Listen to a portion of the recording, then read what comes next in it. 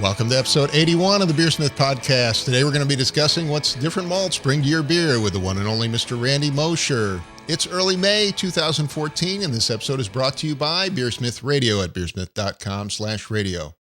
Enjoy interviews with top authors, home and professional brewers, streaming 24/7 to your computer, phone, or tablet. You can listen anytime by going to beersmith.com/radio. And also we have for you Craft and Beer Brewing Magazine, the new magazine for home and professional brewers at beerandbrewing.com. Enjoy features on beer styles, ingredients, and the latest brewing techniques. Get this great new magazine and get subscription today at beerandbrewing.com. Again, that's beerandbrewing.com. And now let's join Mr. Randy Mosher for this week's episode. Well, today on the show, my guest is Mr. Randy Mosher, the author of Radical Brewing at radicalbrewing.com, as well as Tasting Beer. He's also working on 2 new books, Mastering Homebrew and A Beer for All Seasons. Randy, it is fantastic to have you back on the show. What have you been up to lately? Always great to be here, Brad. Yeah, so I'm wrapping up this big homebrew book that I've been working on for almost 3 years now. My own working title is Randy Mosher's Big Freaking Homebrew Book. But I like the title. The real title is Mastering Homebrew. Excellent. And when is that going to be available? You shared some of it with me a long time ago, but yeah, we talked about it a little bit. We're hoping to publish that this fall. So October or so, or September, October. Yeah, my target is to hopefully have some copies ready to go by GABF time. It's a pretty big book, if I recall. It's about 400 pages. Yeah, so it's a start to finish, everything you need to know about brewing kind of book. And I assume it's packed with beautiful images, right? We got a lot of nice things in there. If anybody remembers my old Brewer's Companion from back in the 1990s, it's sort of the modern successor to that in some ways, and we picked up a few of those charts and things. But it's way more than that. It's a pretty modern homebrew book. Big focus on creating flavor and using ingredients and putting recipes together. That's really the big difference from, say, John Palmer's book or Ray Daniels' book. Yeah, I mean, you shared some of the book with some of the transcript with me a while back, and yeah. I remember you had some amazing pieces on what the various ingredients bring to beer, and I just want to zero in on a little bit of that and talk about grains today. Yeah, let's talk about grain. So, So can you share your overall approach to using malts and specialty grains? Well, what's really important is to understand the chemistry of how the flavors are created during kilning, and to understand the Maillard browning process. Really, just in its broadest outlines, it's an incredibly complex set of chemical reactions, and it creates 2 sets of chemicals. And one are called melanoidins, and those are colorful and somewhat bitter compounds when they get to their darker colors. And the other set is a number of different groups of much smaller chemical molecules with names like pyrazines and furanones and things like that. That all the PYR is a Greek root meaning fire. So these are all chemicals that are sort of generally created during roasting or kilning or burning, which gives you some indication of the flavors.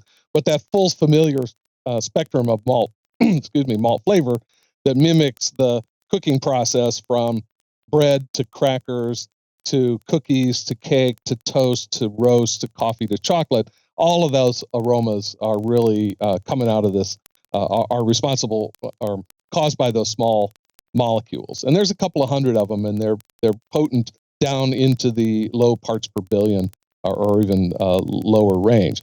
But the key fact for people who are brewing to understand is that the reaction is highly sensitive to the conditions during the reaction, and that is things like the moisture level, the time, the temperature, the pH. Pretzels are dark because they are specially treated to raise the pH, and that changes the browning of them. Right? They're boiled in lye, and that raises that pH, and you get a lot more color development in a pretzel. And similar things happen during malting. So pH is a very important aspect of it, as is the moisture level. And you even have, so we tend to think about malts as a color meaning being a flavor, and a color is not a flavor; it's just a color, right? So on any given say a 25 or 30 Lovibond malt, you could have a biscuit malt, which is basically like like a pale ale malt that's just been toasted a little bit longer, and that's toasted dry, which gives it a very dry, crisp, toasted bite. Yeah, I've made those in the oven before. Yeah, absolutely. It's fun. That's very fun to do. But if you take the same malt and you soak it for a little while and add some moisture to it and roast it with a little bit of moisture in it, you'll get something more along the lines of an aromatic malt. And that aromatic malt, even though it has the same color, it has an entirely different flavor that's not nearly so sharp and toasted, and you get into those sort of nice cookie-like flavors. Mm-hmm. Think about like the edge of an oatmeal cookie that has that kind of sweet, it's a sweet toastiness, and it's not nearly as sharp as the biscuit type of malt. I was wondering if we could maybe start at the beginning and talk for a moment about base malts and how they're made and what flavors they bring to the beer, and then we'll work our way up to the darker malts. Yeah, that'd be great. And I think while we do that, it's probably useful for people to think about. We as homebrewers especially tend to overload our recipes with a lot of complexity. And I've seen some homebrew recipes with 10 or 15 different ingredients. I've seen commercial recipes like for that matter. But I think if we organize our recipes a little bit better and break it down into kind of functional groups, we'll have a better chance of controlling the flavors in our recipes. So I like to break it into about 3 or 4 different categories. One is the base malts, and we'll talk about those. Another are the color malts that give you a little bit darker colors. The other would be an adjunct block to think about what adjuncts can do for you. And then finally, color adjusting kind of malts that you may put into a recipe, really not with the idea of creating flavor, but using some black malt, for example, just to adjust the color to bring it into the kind of color range that you're trying to do, because you can't always do that exactly with the flavor malts. Well, let's walk through those blocks. Let's start with the pale malt. I'm sorry, the base malts. The base malts. Yeah. So the base malts, you have your sort of the big choice in base malts that most people face is either going with a lager or pilsner type of malt for a very pale color. Those malts are down in the 2.5 range, sometimes even a little bit lighter. We're actually using a very pale malt called a Heidelberger malt to create about a 7% imperial pilsner at the Five Rabbit Brewery that I'm involved with, and that's a really super pale malt. But and those malts tend to be pretty neutral in their flavor. They're going to have kind of a white bread sort of aroma to them. The best ones have that really nice rich maltiness. Those malts, generally the European type of malts that are designed to create all malt beers, you're going to find those giving you those nice, really clean, super nice, bright malty flavors.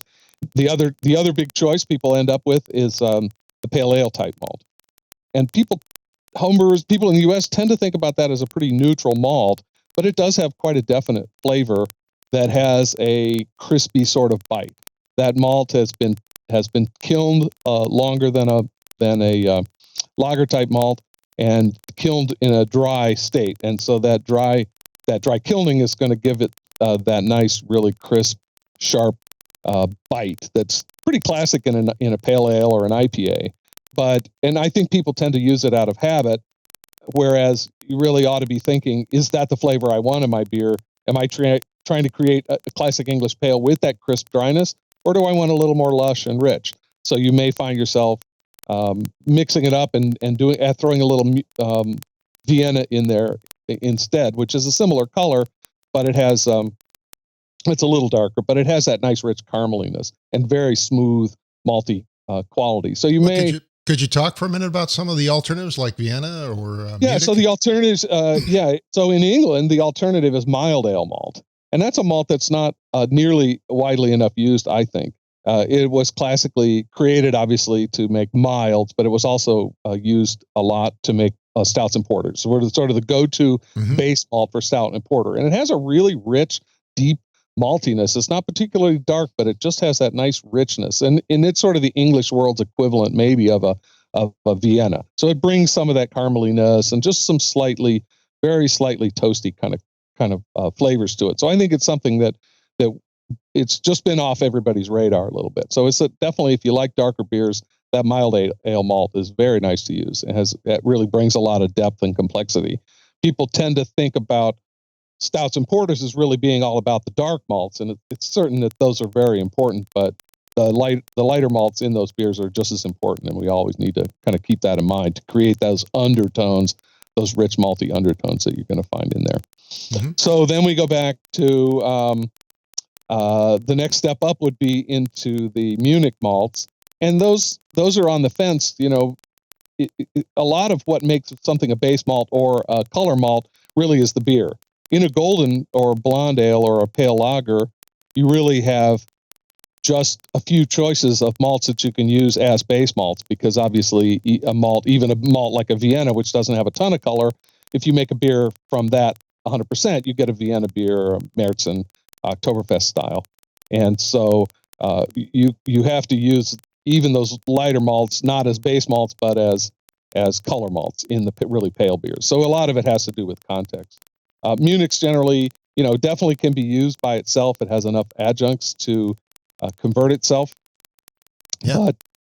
But if you make a beer 100% with Munich, it's going to have that really nice reddish brown sort of color that you get in a classic München Dunkel, which is the malt that was sort of famous for using that malt.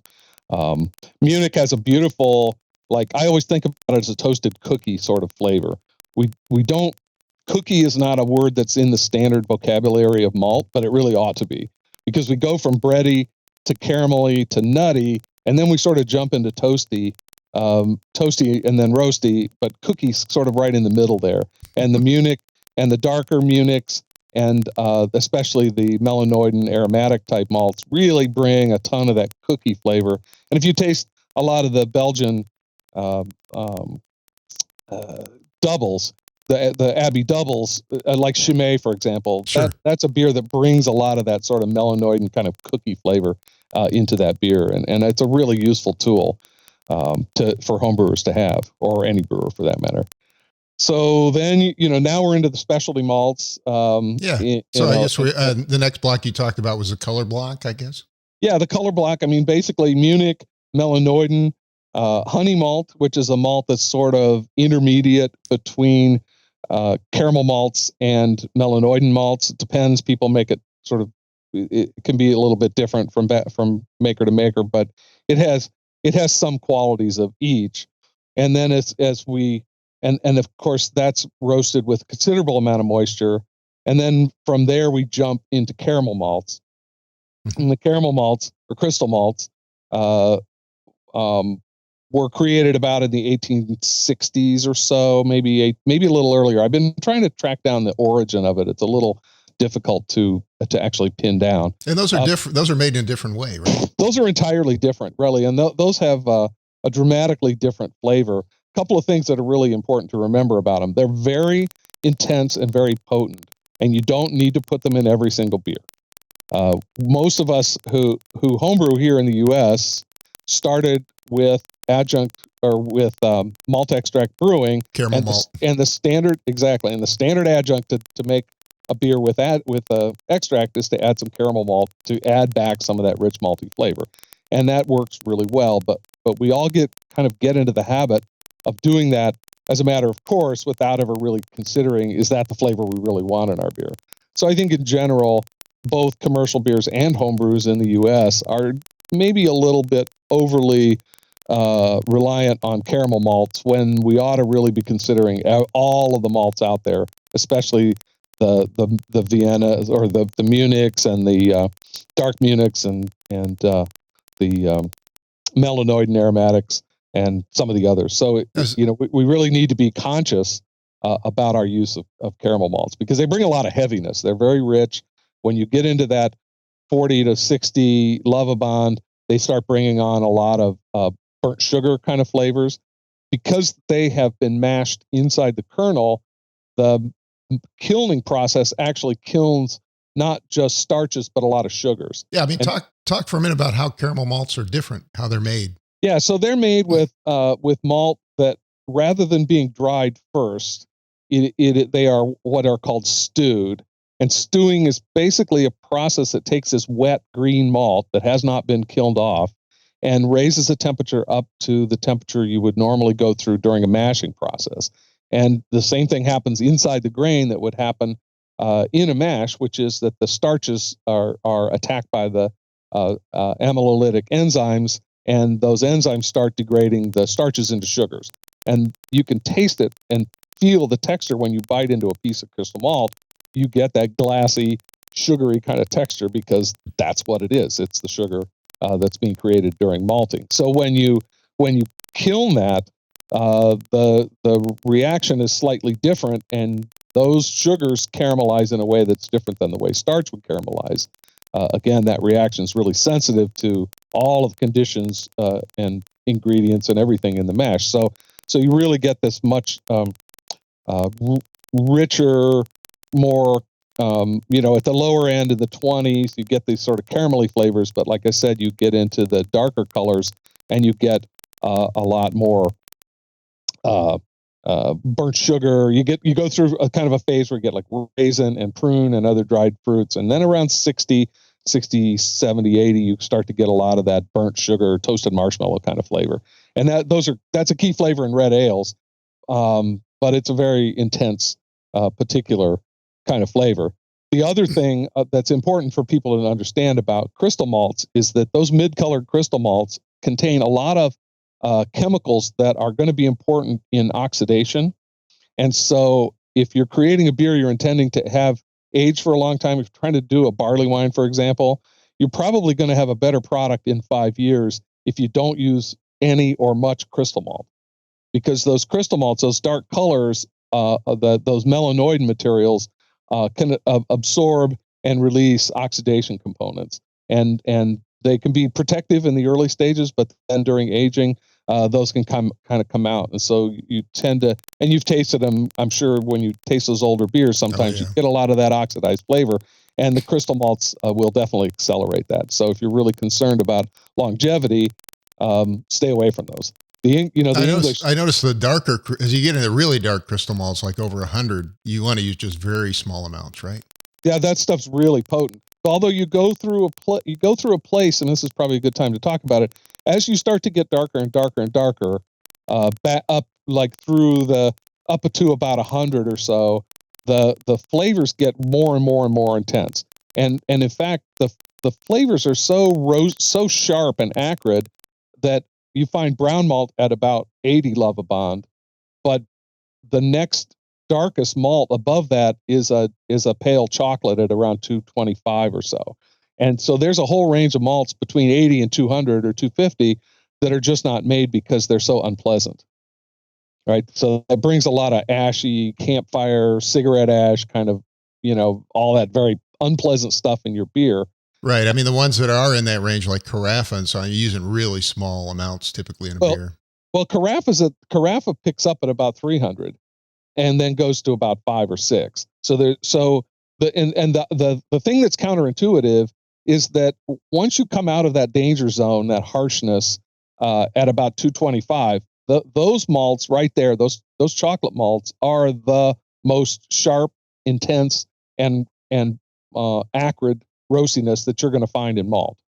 And as you go higher and higher, the flavors get mellower and mellower. So you're saying a chocolate malt is actually stronger than, say, a roast, not a roast barley, but a patent malt. Yes, absolutely. Because a lot of those products, because the temperatures are so high, a lot of those products have really literally been burned away. And so that you get chocolate malt is misnamed. Carafa, like those darker Carafas or the black malts, really have a nice chocolatey quality. But chocolate malt should be called Old Stale Diner Coffee Malt. Old Stale Diner Coffee Malt, huh? Yeah, because, well, it really has that sharpness. And people always bring beers for me to kind of critique and sort of thrust it in my face and say, something wrong with this beer. Tell me what it is. And if it's a dark beer, it often has that really sharp, acrid quality. And my standard response is always like, oh, did you put some chocolate malt in there? And the guy goes, oh, yeah, I love chocolate malt. It's like, no, you love the name chocolate malt. And so, again, it's why we as we do these, we build an internal model in our heads of what all these malts taste like. And a lot of times it's based on things like that, like the name or the hearing that it was used in a particular beer. And we don't spend enough time actually tasting the stuff. So what would you recommend if you're making like a porter or something like that? A porter, I would be looking at, it depends on what type of porter you're trying to make. We just made a porter, that's sort of a classic English kind of brown style porter. Yeah. And we used some malts from a maltery in Chile called Patagonia. And we're using a caramel malt that's a caramel 170 in that. And we're also using some brown malt to give you that really rich sort of cocoa-like flavors. And then we just color adjust with a little bit of darker malt on top of it to get the darkness that we are looking for. Yeah, brown malt's a very interesting ingredient, I think, and it's underused. It's not very commonly available in a lot of places. Yeah, that was brown malt was the original malt for porter that started the whole thing going. And the original brown malt, much of it was torrefied. So they had a roasting process. They had big roaring oak or hornbeam wood fires that they would put this malt on, and it would roast very rapidly and puff up and expand like popcorn or torrefy. And it was all known as blown malt. And because the English were brewing by volume, you are using their barley malt by a measure called a quarter that was basically a volume measure rather than a weight measure. The amount of grain that they were using, it was nice and cheap, but they found that they really weren't getting much extract for it. So when they first started doing experiments in the late 18th century with a hydrometer, they realized that we're paying a lot of money for the amount of extract that we're actually getting out of this beer. So they weren't getting as much alcohol, they weren't getting as much actual extract in the fermentation as they thought they were. And so pretty much overnight, all the porter recipes changed in a single generation. So by about 1800, everybody had reformulated porter. And it took them, it wasn't for another 100 years that they figured out how to make black malt. So the kilning process to make those really dark malts hadn't really been figured out yet. So they it took them a while to get that sorted out. By 1820, they got that fixed and really began what we would see today as a modern stouts and porters with the black malt as their color base.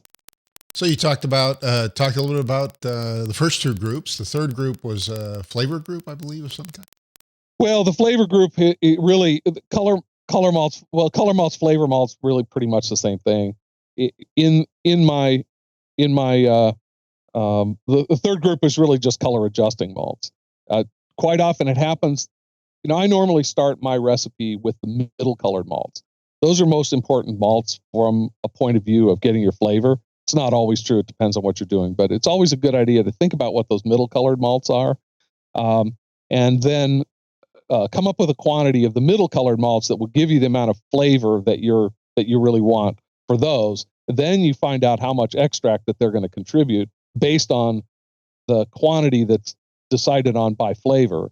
Then you can go to your pale malts or your base malts and get the bulk of whatever else you need to make up your gravity. And then if you need some color adjusting at the end, you do some color calculations and you figure out that, this porter's great, but it's really looking like a brown ale. Mm-hmm. Then you can go to your darkest malts and add a little bit of a really dark malt like a Carafa or a Black Patent to bring the color back into what your expectations are. And the fourth group we haven't talked about yet is adjuncts. Yeah. So that would be basically, you have to think about functionally what are you looking for from adjuncts. And the two main things you're going to get out of adjuncts are either to thin the body out, which would be basically starchy adjuncts like corn or rice or sugar adjuncts of various kinds. And of course, if you're using sugars, especially if you're using caramelized sugars, those are going to bring a lot of flavor with them too. The other characteristic that you often are interested in from adjuncts are those that have a lot of complex carbohydrates, that gummy type products that are going to give you richness on the palate, sort of creaminess, that sort of oatmeal slickness, and good head retention and some body. because of the high protein on those things. So it might go to wheat or oat or something like that. Yeah, exactly. Some of it's just traditional.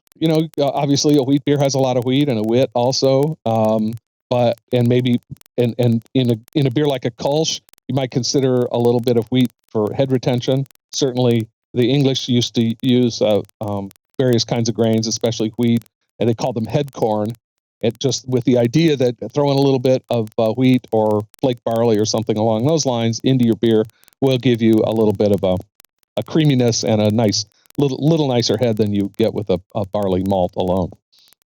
And so you have to think, well, what am I trying to get? If I'm using a specific sugar, you have to think about what your needs are with sugar. I think we're a little too afraid of sugar, again, because of that extract brewing. Today it's not so much the case, really, probably not at all. But when I started brewing, they'd sell you a can of malt extract and a bag of sugar, and that's how you made beer to start with. And it always seemed a little suspect to me, but that was kind of the way it was back in the 1980s when I started. So we have a kind of a little bit of a negative attitude towards sugar, but can bring a lot of nice flavors. There's a ton of great ethnic sugars that you can find in Indian grocery stores or Mexican grocery stores, Thai, Vietnamese, Chinese grocery stores. Everybody's got sugar. And if you lay them out and taste them, you'll be amazed at the incredible range of flavors that you can get. There's Thai coconut sugar. There's this beautiful stuff called gula Jawa that comes from Indonesia that is a palm sugar that it's almost like a sugar fudge. It's just really, really rich and creamy, has an incredible flavor. Beautiful sugar from Mexico and Colombia called piloncillo. So everybody's got these sugars, and they're really useful in brewing. When you're brewing stronger beers, and you want to make them kind of a little more drinkable. It's basically the Belgian approach to brewing stronger beers is to thin the body down with 5, 10, 20% of sugar, which will ferment out, of course, and leave you with So, I mean, sugar is going to basically thin the body out. Thin the body out. Whereas if you add something like oat or wheat, it's going to add body, right? Yeah, exactly. So, and you may find you want to do both. If you're doing a beer and you're adding sugar, and you know that's going to make the beer more drinkable and drier, but it's also going to thin out the head, thin out the body. You may want to add some flaked rye or some oats or flake barley, wheat, something to bring a little creaminess back into it. Now, why do we use the flaked or torrefied version? Well, basically raw grains have a certain gelatinization temperature, and each type of raw grain has a different temperature. Corn and rice are pretty high. I think my recollections they're up around 190. So in order to use raw corn or raw rice, they really have to be cooked quite thoroughly. And you could do that in the brewing process. They certainly do that at Budweiser to make Budweiser, and Miller does the same process, I believe.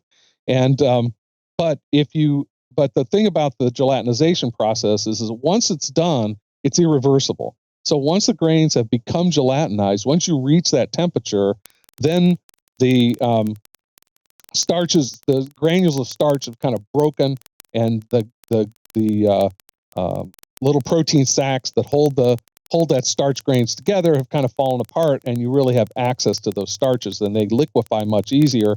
So they'll liquefy down at normal mashing temperatures rather than having to do a two-step kind of process. So all the flake products are basically grain that has moist grain that has been rolled through hot rollers that are heated by steam, and they're hot enough to actually cook it as they go through the rollers. So flake material, torrefied, same thing. It's just a rapid hot air method of expanding those grains and gelatinizing. So they're pre-gelatinized, right? Pre-gelatinized. There's gelatinized corn grits, rice flakes. So those are available in a number of forms, and those are easy enough to toss into 10% quantities, or maybe even a little more without a lot of fuss. Now, some of the adjuncts can be used as base malts themselves, like wheat would be a good example. Well, yeah, wheat. Of course, there's a whole tradition of wheat beer. They're generally not brewed as 100% wheat, but you certainly can. I've done it. There's a beautiful beer from Poland, from what used to be West Prussia, called a Gretzer, or in Polish, it's a Grodziski. And it's 100% smoked wheat malt. It's a historic style that kind of died out, but it's interesting because there's a lot of Polish homebrewers over there who are working very hard to kind of claim this style as their own, and which it is. and revive it, and even going so far as to find some of the older guys who worked at those breweries and bring the homebrews to them and say, does this taste like the beer? Is this what you remember? And working on yeast to try and get the right kind of strain of yeast to work with it. So it's kind of exciting to see a lot of passion and energy into this older style coming back. Yeah, so I think if you flip back about 5 or 6 episodes, I had Stan Hieronymous on, and he talked for a whole podcast about that. Yeah, it's fantastic. So it was great. So that's great to see. So that's really the only example I can think of historically of 100% wheat beer. But certainly you can do it if you have enough rice flake or rice hulls. Not a problem. Okay, so we talked a little bit about the adjuncts. We talked about some of the color malts. What about some special malts like I'm thinking of roast barley, for example? Well, roast barley was originally started. It's believed as a tax dodge. In the Irish and the English, they've had their problems over the years, right? And quite often centers around money and who's giving who money. And so at the time in the I don't know 18th century for sure, the English beer taxation system was really based on taxing malt and hops, and especially malt. And of course, because unroasted barley was not a malted product, it didn't have the same tax on it. So initially, they started using unmalted roasted barley to save a few bucks. Yeah, unmalted, yeah. And eventually, the English tax system caught up and figured out what was going on. Guinness also uses a fairly good percentage. I think it's around 25 or 30% of unroasted, unmalted flake barley. Flake barley, exactly. Flake barley, and that is really responsible for a lot of that creaminess that you get in Guinness and the really dry palate. And that's another ingredient that's not really on people's radars particularly, but ought to be, because you can make an all barley beer and use a little flake barley, and you can get some of that nice creaminess if you're interested in that, depending, again, what you're trying to accomplish. Well, Randy, where can we learn more about what the various flavors bring to the beer, and how can you do it? Well, I think the first thing, the really, really important thing is if you look at the people who are brewing really great beer, one quality that they always have is they're relentlessly curious about their ingredients. And so we don't do this often enough, but just sit down and taste malt. It's a really great club activity to just go to the homebrew store or go to 2 or 3 or 4 and get every single crystal malt you can find and lay them all out on the table. Put the 20s on one table and the 40s in another and the 60s in another, and just go through and taste every single one. And you'll be absolutely amazed. Each manufacturer has a completely different approach to making caramel malt. They're utterly, completely different. And of course, that's a great information to have as a brewer, because we tend to think of those as being somewhat interchangeable, and they definitely are not. And so know your ingredients and think about what they taste like, and really try and get that vocabulary in your head, and build that model of what those malts taste like inside your mind, so that when you start formulating recipes, it's like, oh, I want that one that has that sort of fig taste, or whatever it is. You really try and characterize those as much as possible. Taking notes doesn't hurt. Certainly you can rely on other people's comments about it. Homebrewing books have that. My new book has it. The biggest chapter in the book is on ingredients. So I've got a lot of information about specific hops and malts and sugars and adjuncts and all kinds of things. But there's no substitute for actually getting it in your mouth and tasting it, and like trying to imagine what beer might this taste good in, and really thinking about that, and building up that vocabulary. So just chew a little bit of it, huh? It's just the easiest thing. Yeah, you can chew it, or you can actually get a pitcher of hot water and a bunch of little cups, and put a little bit of malt in each cup, and put that, just put a little bit of hot water at about 160, 170 degrees in the cup with the grain, and that'll get a little mash going. Of course, in a caramel malt, you don't really need it, but it'll dissolve those sugars, and then you could taste that tea, or you can just smell the tea, or whatever you want to do. It's super easy to do, but it really is a ton of fun, and I think it's just super, super important for being a brewer. Tasting is at the core of what we do. Your ability to be a better brewer is limited by how good a beer or how capable you are of tasting beer, of detecting flaws, of peeling back the layers on a beer and understanding what created it and what those flavors are. So everybody needs to be out there judging beer and working at being a better taster, and tasting ingredients is a big part of that too. Now, what about smash brewing? What do you think about smash brewing as a way of getting more familiar with the ingredients? Smash brewing, a single malt, single hop. Oh yeah, I think those are great. I mean, I think those are probably better as club demonstrations or things like that, where you've got a lot of where you can have a bunch of people, each one does a certain amount of work, and you bring it all together, and you can really explore the flavors that way.